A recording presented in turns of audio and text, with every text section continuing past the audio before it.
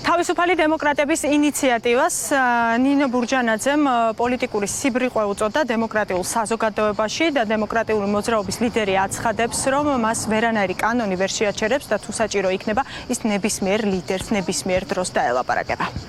დემოკრატიულ სახელმწიფოში მსგავსი სიბრიყვე ძალიან ძნელი წარმოსადგენია. ისე თავისუფალი დემოკრატები, რომელი პარტია, ყველა ლიდერი რომ სადღაც გადანაწილდა?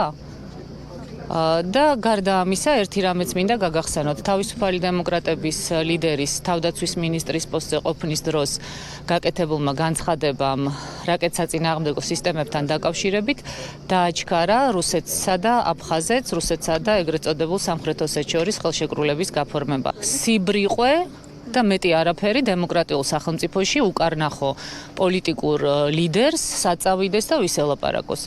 მე მაინც წავალ, როცა საჭიროდ ჩავთვლი, ვისაც საჭიროდ ჩავთვლი დაველაპარაკები, ჩემი ქვეყნის ინტერესებიდან გამომდინარე, დამსაჯონ. მომავალი თაობები გაარჩევენ, ვინ რას აკეთებს ქვეყნისთვის. თუნდაც ეს იყოს რუსეთის ხელისუფლებასთან ლაპარაკება, თუნდაც ეს იყოს რუსეთის ხელისუფლებასთან მიმართება კი არა. თუ გინდათ, რომ ამ მემორიალს კიდე დამატებითი ახალგაზრდების საფლავები არ მიემატოს და თუ გინდათ, რომ ქვეყანა გამთლიანდეს, პირველ რიგში რუსეთს უნდა ელაპარაკოთ.